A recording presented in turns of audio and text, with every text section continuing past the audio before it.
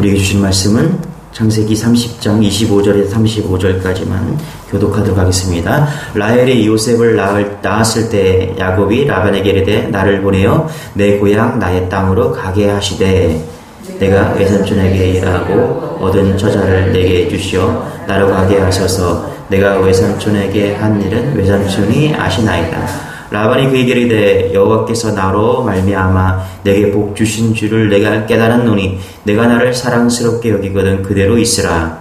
또 이르되 내 품삯을 정하라. 내가 그것을 주리라. 야곱이 그에게 이르되 내가 어떻게 외삼촌을 섬겼는지 어떻게 외삼촌의 가축을 쳤는지 외삼촌이 아시나이다. 내가 오기 전에는 외삼촌의 소유가 적더니 번성을 할 때를 이루었으니 내 발이 이르는 곳마다 여호와께서 외삼촌에게 복을 주셨나이다. 그러나 나는 언제나 내 집을 세우리까. 라반이 이르되 내가 무엇으로 내게 주랴. 야곱이 이르되 외삼촌에게 내게 아무것도 주시지 않아도 나를 위하여 이 일을 행하시면 내가 다시 외삼촌의 양떼를 먹이고 지키리이다. 오늘 내가 외삼촌의 양떼 두루다니며 그 양 중에 아롱진 것과 점 있는 것과 검은 것을 가려내며 또 염소 중에 점 있는 것과 아롱진 것을 가려내리니 이 같은 것이 내 품삯이 되리이다. 후일에 외삼촌께서 오셔서 내 품삯을 조사하실 때 나의 의가 내 대답이 되리이다. 내게 혹시 염소 중 아롱지지 아니한 것이나 점이 없는 것이나 양 중에 검지 아니한 것이 있거든 다 도둑질한 것으로 인정하소서. 라반이 이르되 내가 내 말대로 하리라 하고 35절 같이 시작. 그날에 그가 순염소 중 얼룩무늬 있는 것과 점 있는 것을 가리고 암염소 중 아롱진 것과 점 있는 것을 가리고 양 중에 검은 것들을 가려 자기 아들들의 손에 맡기고. 아멘. 네, 오늘 말씀은 하나님의 복을 받는 야곱의 내용입니다. 여러분 10월 한 달 여러분의 가정과 교회와 직장에 오늘 말씀의 축복이 함께 있기를 축원합니다.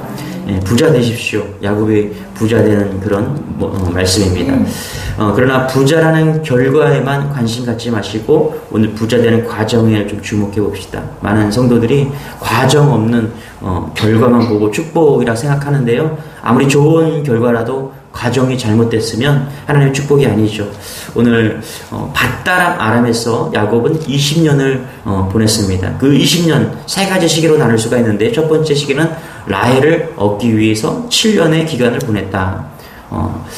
이때는 오직 사랑의 눈이 멀었죠. 힘든 줄도 모르고 세월 가는 줄도 모르고 그런 7년을 보냈습니다. 두 번째 시기는 이제 자식 농사 여념이 없었던 7년입니다. 레아, 라헬 이런 식으로 이제 결혼을 하고 7년 동안 또 농사에 지으면서 자식을 낳는 그런 시즌을 보내게 됩니다. 그래서 야곱은 레아와 라헬, 그 다음에 실바와 비라 여종까지 합쳐서 4명의 여자를 통해서 12명의 자녀를 얻는 시기를 보냅니다. 그리고 세 번째 시기는 이제 품삯을 정하는 시기, 6년, 마지막 6년, 이렇게, 요 기간에 야곱은 많은 양떼를 얻게 되고요. 경제적으로 부자가 됩니다. 그래서 오늘 말씀은 이 세 번째 시기예요. 부자가 되는, 물질적으로, 경제적으로 부자가 되는 시기였다라고 이야기를 합니다. 우리 25절, 26절, 27절 같이 한번 시작. 라헬이 요셉을 낳을 때 야곱이 라반에게 이르되 나를 보내어 내 고향 나의 땅으로 가게 하시되 내가 외삼촌에게서 일하고 얻은 처자를 내게 주시어 나로 가게 하소서. 내가 외삼촌에게 한 일은 외삼촌이 아니시나이다. 라반이 그에게 이르되 여호와께서 너로 말미암아 내게 복 주신 줄을 내가 깨달았노니 내가 나를 사랑스럽게 여기거든 그대로 있으라. 그렇죠? 27절이 중요한 메시지가 있는데요. 여러분 라반과 야곱의 고백이죠. 대화 중에서 공통점을 하나 발견할 수가 있습니다. 뭐냐면 하나님께서 아브라함에게 주셨던 약속이 실현되고 있다라는 것을 우리는 볼 수 있는 것이죠. 너는 복의 근원이 될 것이다. 그죠? 너로 인하여 많은 민족이 복을 받을 것이다. 쉽게 표현하면요. 너는 어느 곳에 가든지 축복의 통로가 될 것이다. 여러분 야곱이 이런 축복을 받는다는 게 쉽지 않거든요. 라반과 야곱은 상당히 남을 속이기를 좋아하는 그런 사람들이었습니다. 그런데 저는 궁금증이 있죠. 야곱이 축복을 받을 수 있을까? 여러분 처음에 성경을 읽으면서 이렇게 이기적이고 또 남을 속이는 사람이 축복을 받을 수 있을까? 하나님은 축복을 주신다고 하셨는데 축복을 받을 수 있을까? 그런 처음에 성경 읽을 때 그런 생각을 좀 가진 적이 있습니다. 그런데 하나님께서는 복을 주십니다. 그런 거 상관없이 하나님께서 약속을 지키시는 분이십니다. 보세요. 아브라함과 이삭과 야곱에 주셨던 하나님의 약속이 라반의 집에서 그대로 이루어지고 있는 것을 두 사람의 대화를, 고백을 통해서 우리는 알 수가 있습니다. 야곱 때문에 라반의 집이 복을 받았다는 것이죠. 27절 다시 한번 읽어보겠습니다. 시작. 라반이 그에게 이르되 여호와께서 너로 말미암아 내게 복 주신 줄을 내가 깨달았노니 내가 나를 사랑스럽게 여기거든 그대로 있으라. 뭐라고요? 뭘 깨달았다고요? 너로 말미암아 내게 복을 주신 줄을 깨달았다. 그렇죠? 이 사실을 야곱 본인도 알았고요. 누구요? 라반도 알고 있었다라는 것입니다. 그걸 깨달았다는 것입니다. 여러분, 하나님 아브라함에게 주셨던 약속은요, 야곱과 라반에게만 주시는 그런 복이 아닙니다. 믿음으로 그의 후손이 된 우리에게도 유효하다는 사실을 믿으시기 바랍니다. 그래서 오늘 이 복이 우리에게도 임해야 됩니다. 이 야곱과 라반에게 주신 그런 복이 우리 안에 있기를 소망합니다. 그리스도는요, 여러분, 어디서나 축복의 통로가 되어야 산다는 사실을 믿으시기 바랍니다. 그러니까 상대방이 믿고 안 믿고 그런 거 상관없이 우리는 축복의 통로라는 것입니다. 하나님은 나를 통해서 나와 함께하는 사람들에게 어떻게 복을 주시고 내가 있는 그곳을 복되게 하신다는 사실을 믿는 여러분 되시길 축원합니다. 저는 요즘에 자녀들을 위해서 기도하고 우리 주일학교를 위해서 기도할 때 이런 표현을 참 많이 씁니다. 하나님, 이 아이를 통해서 그 반이, 유치원이, 어린이집이, 그 다음에 학교가 복받게 해주세요. 예. 우리 자녀들을 통해서, 우리 청년들을 통해서 그 직장이 복받게 해주세요. 심지어 우리를 통해서 가정이 나 때문에 복받게 해주세요. 할렐루야. 우리 교회가 나 때문에 복받게 해주세요. 이런 기도를 하나님께 올립니다. 여러분, 하나님의 약속이 이루어질 수 있도록 기도하는 것, 이것이 지혜로운 하나님의 생각이라는 것을 믿으시기 바랍니다. 그래서 오늘 말씀을 붙잡으시고 여러분 날마다 기도하시기 바랍니다. 하나님, 나를 통해서, 믿음을 통해서 복이 흘러가게 해주십시오. 라반의 집안이 야곱에 함께함으로 인해서 복을 받았던 것처럼 여러분 때문에, 우리 때문에 복이 흘러가는 그런 은혜가 있기를 소망합니다. 여러분, 이걸 전적으로 믿고 복의 근원이 되는 여러분 되시길 바랍니다. 여러분, 라반은 호락호락 야곱을 이제 고향 땅으로 떠나 보내지 않았습니다. 그가 어떤 사람인지 우리도 잘 알고 있죠. 그래서 이제는 품삯을 가지고 흥정을 합니다. 그러자 야곱도 만만치 않아요. 아주 지혜롭게 대처를 합니다. 그러니까 내게 품삯을 주지 않아도 좋습니다. 그 대신에 앞으로 나는 양과 염소 중에서 무늬가 있거나 점이 있거나 검은색은 나의 소유로 해주십시오. 흥정을 한 거죠. 그렇죠? 거래를 한 겁니다. 라반은 흔쾌히 동의를 했다라는 것입니다. 라반이 생각할 때 별로 손해볼 일이 없었던 것 같아요. 그렇게 생각했던 것 같아요. 상식적으로 흰 양에서 얼룩이 점박이 생기거나 검은색이 나올 확률이 극히 희박했다라는 거예요. 검은 염소에서 얼룩이 점박이가 나올 확률도 거의 없었고요. 어쩌다가 돌연변이가 나오는 수가 있지만 그것도 아주 드문 일이라는 것이죠. 그런 정도의 요구를 하면 얼마든지 들어줄 수 있겠다, 라반이 생각한 것이죠. 그래서 라반은 즉시 그렇게 했다는 것입니다. 자기 양떼 가운데 조금이라도 이제 색깔이 들어갈 수 있는 그런 것들을 다 빼버립니다. 염소 가운데 검은색 아닌 것도 다 빼버립니다. 그 빼낸 것 자기 아들에게 다 맡기고요. 야곱에게는 순전히 흰 양과 검은 염소만 야곱에게 맡겼다. 그리고 그것도 못 믿어서 야곱이 얼마나, 라반이 얼마나 철두철미한 사람인지 야곱과 자기 아들들을 사흘길이래요. 사흘길. 찾아보니까 사흘길이니까 한 100km 정도 떨어뜨렸대요. 이렇게 떨어졌다. 만나지 못하도록. 그렇죠. 만에 하나라도 서로 섞이면 이제 분쟁이 될 수가 있으니까. 아니, 그것보다는 이제 라반이 야곱을 그렇게 부려먹을 생각이었죠. 자, 그렇게 야곱의 품삯이 정해졌다라는 것입니다. 자, 우리 37절, 38절 한번 읽어볼게요. 어떤 결과가 있었는지 한번 읽어보겠습니다. 37절, 38절 시작. 야곱이 버드나무와 살구나무와 신풍나무의 푸른 가지를 가져다가 그것들의 껍질을 벗겨 흰 무늬를 내고 그 껍질 벗긴 가지를 양떼가 나와서 먹는 개천의 물 구유에 세워 양떼를 향하게 하매 그 떼가 물을 먹으러 올 때에 새끼를 베니. 그렇죠? 야곱이 점박이 양떼를 얻기 위해서 지혜를 쓴 거죠. 그렇죠? 실질적으로 이거를 좀 주석을 찾아보니까 과학적으로 이런 행위를 했다. 과학적으로는 아무런 근거가 없다. 이렇게 다들 보고 있더라는 것이죠. 야곱이 지혜를 썼지만은 뭐 얼룩덜룩한 것을 본다고 해서 실질적으로 그렇게 얼룩덜룩한 그런 점박이 있는 그런 새끼를 벤다는 것은 과학적으로 근거가 없다. 제가 어렸을 때 강아지를 키워봤거든요.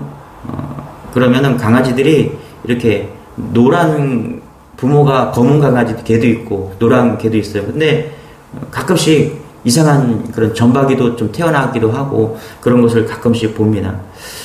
이것은 그냥 뭐 어떤 과학적으로 증명할 길은 없는 것 같아요.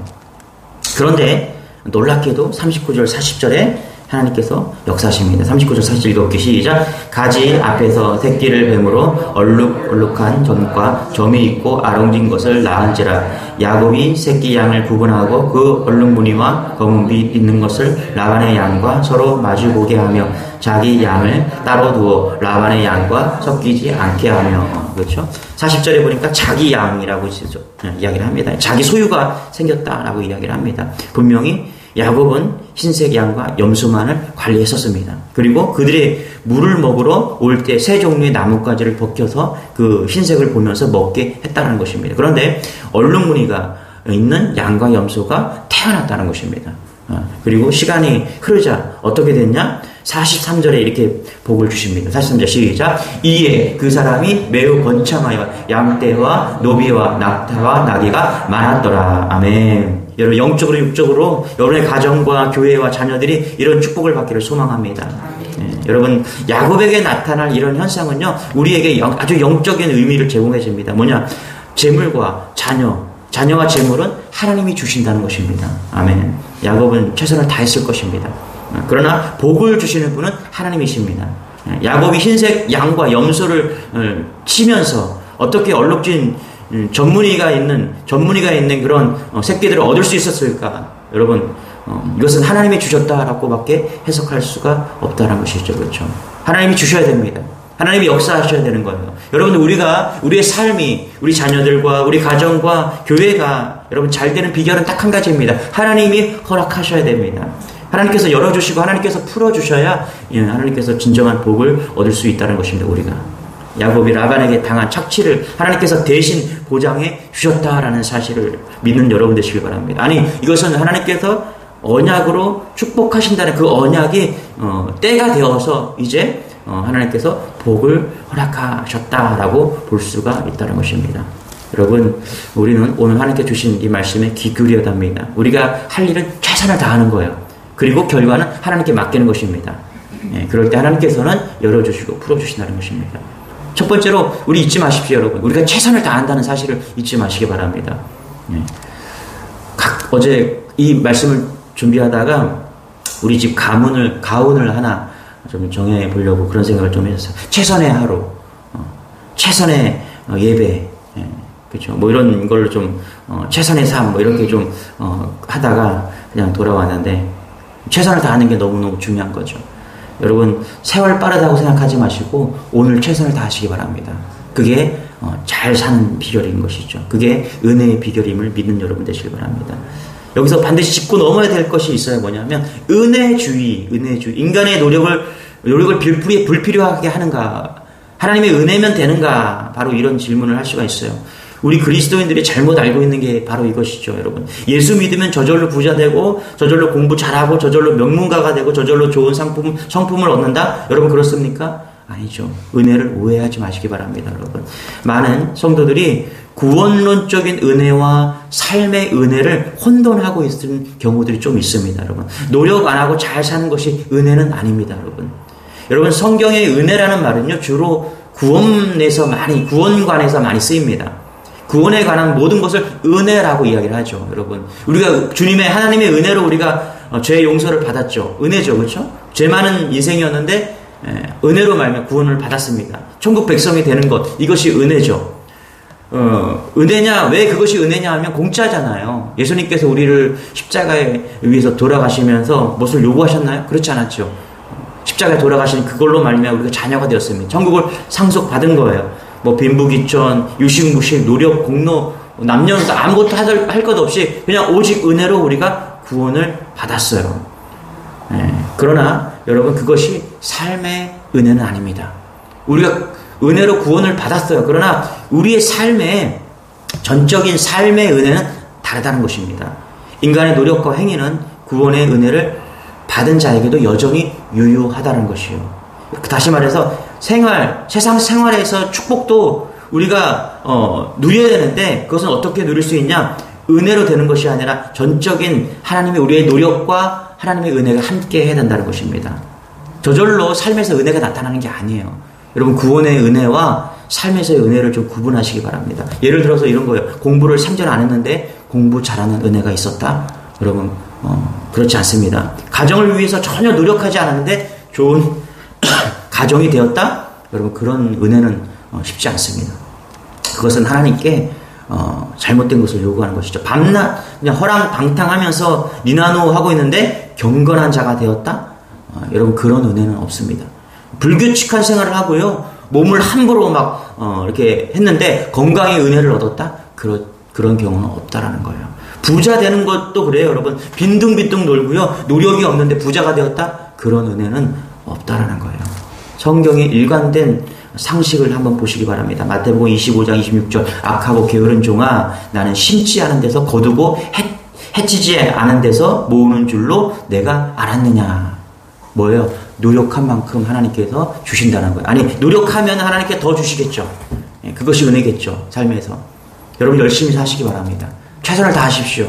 그리고 하나님께 맡기십시오. 하나님은 우리가 노력한 것보다 분명히 더 좋은 것을 주십니다. 그러나 분명한 것은 땀을 흘려야 되는 거예요. 이게 아담에게 주신 경제 원리입니다. 창세기 3장 19절에 내가 얼굴에 땀이 흘러야 식물을 먹고 필경은 흙으로 돌아가리니 그 속에서 내가 취함을 입었음이라. 아멘. 여기에 있어요. 여러분 세상 믿지 않는 사람들도 열심히 노력합니다. 그러면 부를 얻을 수가 있어요. 우리도 열심히 하루를 살아야 됩니다. 노동을 하고요. 열심히 땀을 흘려야 됩니다. 그럴 때 하나님께서 경제적인 허락을 하신다. 물질을 주신다는 것입니다. 사랑하는 여러분 지금 하고 있는 일을 하나님이 맡기신 사명인 줄 아시고 최선을 다하는 여러분 되시기 바랍니다. 세월을 아끼시기 바랍니다. 오늘도 최선을 다하시기 바랍니다. 그것이 하나님께서 개입하시기 위한 순간이라는 것이죠. 우리의 삶에서 하나님께서 은혜를 베풀어 주시기 위한 삶이라는 것입니다. 라반의 집안이 야곱 때문에 복을 받았던 것처럼 여러분의 직장과 가정과 학교가 나 때문에 복을 받는 그런 은혜가 있기를 소망합니다.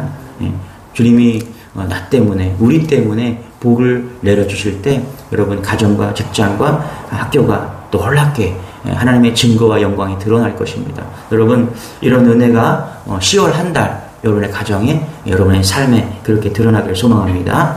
기도하겠습니다. 하나님 감사합니다. 우리를 자녀 삼아주시고 또 복의 근원으로 삼아주시니 감사합니다.